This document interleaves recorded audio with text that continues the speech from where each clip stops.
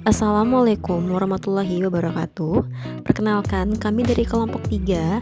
Kami akan memaparkan video tentang role model tokoh Indonesia yang menerapkan nilai berakhlak. Sebelumnya, perkenalkan, kami dari kelompok 3 yang terdiri dari saya, Nyimas Esa Putri, dari Pengadilan Agama Bangko, Ulfa Hayati Baros, dari PA Mana, dan Riki Ahmad, dari PN Belang Pidi. Berikut video pemaparan kami. Selamat menyaksikan. Haji Agus Salim lahir dengan nama asli Musyudul Haq yang bermakna pembela kebenaran di Koto Gadang 8 Oktober 1884. Karena ayahnya bernama Sultan Muhammad Salim, maka nama Salim ditambahkan sehingga menjadi Agus Salim. Nilai berorientasi pelayanan.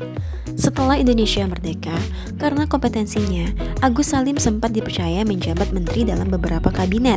Di kabinet Syahrir I dan II, Agus Salim adalah Menteri Muda Luar Negeri. Sementara itu, di kabinet Amir Syarifuddin dan kabinet Hatta, ia menjabat sebagai Menteri Luar Negeri.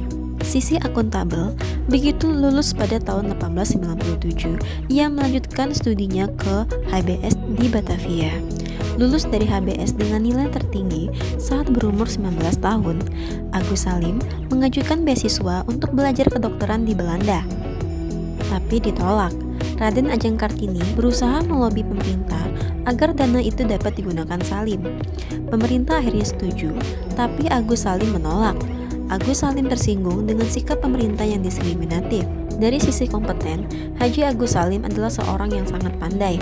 Ia mampu berbicara dan menulis secara sempurna, sedikitnya dalam 9 bahasa. Dari sisi harmonis, Haji Agus Salim bisa berbincang dengan Pangeran Philip, yaitu suami Ratu Inggris, sama nyamannya dengan kalau ia berbicara dengan Hansip di tengah ronda malam hampir di rumah kontrakannya. Dengan segala keunikannya itu, Haji Agus Salim dijuluki The Grand Old Man. Dari sisi nilai loyal, Agus Salim pernah memutuskan untuk berhenti bekerja sebagai agen intelijen dan pegawai pemerintah Hindia Belanda. Ia masuk ke dalam organisasi Sarekat Islam demi perjuangan kemerdekaan Indonesia. Dari sisi nilai adaptif, Agus Salim sempat dipercaya menjabat menteri dalam beberapa kabinet. Di kabinet Syahrir I dan II, Agus Salim adalah Menteri Muda Luar Negeri.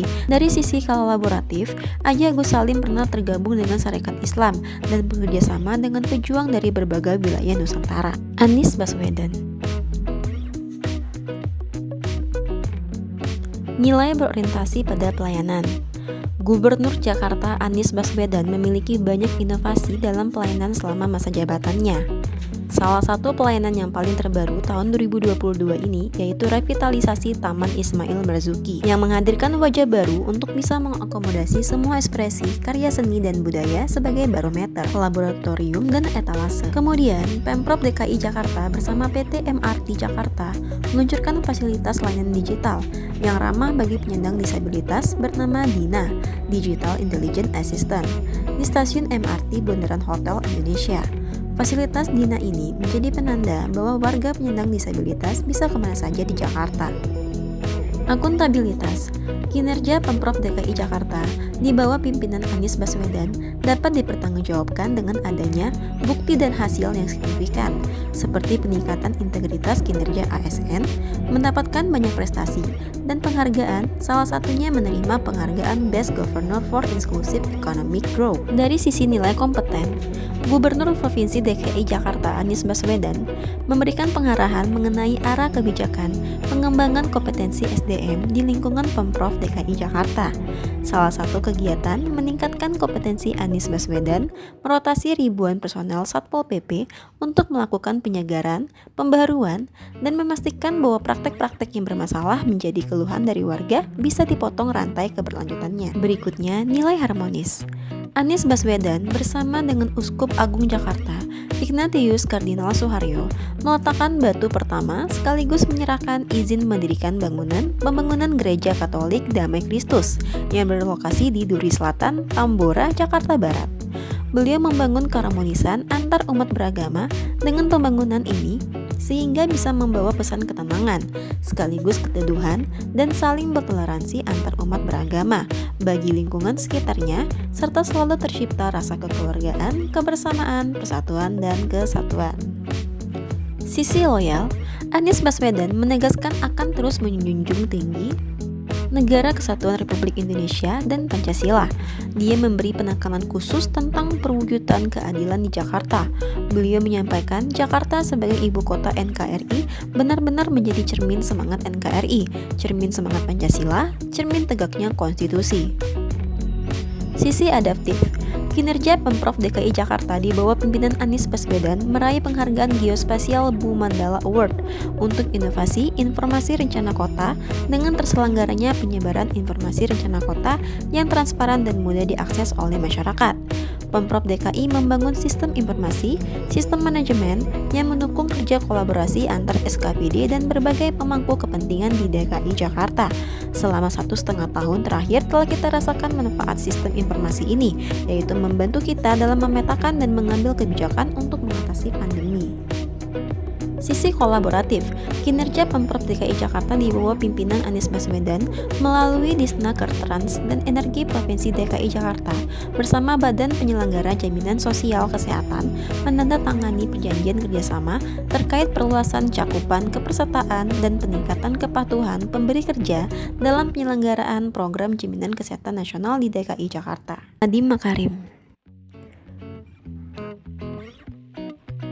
Dalam penerapan nilai berorientasi pelayanan, Menteri Pendidikan dan Kebudayaan Indonesia Nadiem Makarim, selain kewenangannya sebagai menteri yang seyogyanya membantu tugas-tugas negara, beliau adalah pencetus aplikasi Gojek, yaitu suatu layanan yang menawarkan kemudahan serta kecepatan dengan bekerjasama dengan para tukang ojek di bawah naungan perusahaan Gojek.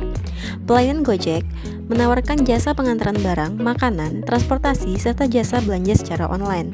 Hal ini memudahkan masyarakat dalam pemenuhan mobilitas dan kebutuhan sehari-hari secara praktis. Dalam nilai akuntabel, Nadiem Makarim melakukan sejumlah kebijakan terkait dana BOS. Penggunaan dana BOS tetap fleksibel sesuai kebutuhan sekolah, termasuk untuk melengkapi daftar pemeriksa pembelajaran tatap muka dan untuk mendukung asesmen nasional. Selanjutnya, pelaporan penggunaan dana BOS dilakukan secara daring dan menjadi syarat penyaluran. Dari sisi nilai kompeten, Nadiem adalah sosok yang bertalenta dengan beragam keahlian, baik dari segi konseptual, teknis, maupun interpersonal, yang memiliki latar belakang yang kental dengan bisnis, baik dari segi pendidikan maupun pengalaman kerja. Dari sisi nilai harmonis, dapat ditunjukkan Nadiem Makarim mencetuskan aplikasi Gojek yang membuka lapangan kerja bagi masyarakat. Banyak masyarakat terbantu ekonominya, khususnya yang berprofesi sebagai tukang ojek dan pedagang warung-warung makan, baik kecil maupun besar. Aksi loyalitas Nadiem Makarim dapat ditunjukkan oleh founder dan mantan CEO Gojek ini sebagai tugasnya Menteri Pendidikan dan Kebudayaan Republik Indonesia. Nadiem didapuk sebagai Mendikbud untuk menangani pengembangan SDM, khususnya generasi muda agar siap bersaing di masa depan dengan latar belakang pendidikan yang mumpuni. Dalam aksi adaptif, ditunjukkan dengan terus berinovasi dan mengembangkan kreativitas. Ide mendirikan Gojek muncul dari pengalaman pribadi Nadiem menggunakan transportasi ojek hampir setiap hari ke tempat kerjanya untuk menembus kemacetan di ibu kota. Nadiem membuat aplikasi yang menghubungkan tukang ojek dan masyarakat sehingga saling memiliki kebermanfaatan. Dari sisi kolaboratif, aksi kolaboratif Nadiem Makarim ditunjukkan dengan cara beliau mengkolaborasikan tukang ojek dengan masyarakat yang saling membutuhkan demi tujuan bersama. Gojek akhirnya lahir dengan dukungan dari begitu banyak teman, partner bisnis, investor, dan stakeholders. Saat ini, Gojek juga diketahui telah menjadi salah satu ikon Indonesia dan Asia Tenggara dengan menyandang status dekakorn dengan nilai valuasi mencapai 10 miliar US dollar.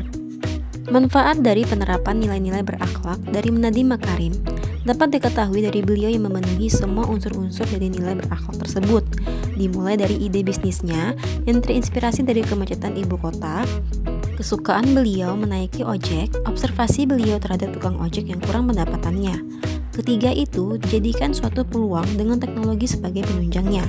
Nilai-nilai berakhlak bukanlah nilai yang berdiri sendiri, namun memiliki keterkaitan satu sama lain, yang dapat ditunjukkan dari sosok Nadiem Makarim yang menjadi sosok pembisnis handal yang telah membantu meningkatkan taraf hidup banyak orang dan memudahkan masyarakat memenuhi kebutuhan hidupnya. Nadiem Makarim karena nilai-nilai berakhlaknya melepaskan jabatan di Gojek dan menjadi menteri. Demikian video tentang role model tokoh inspiratif di Indonesia yang menerapkan nilai-nilai berakhlak. Sekian dan terima kasih. Wassalamualaikum warahmatullahi wabarakatuh.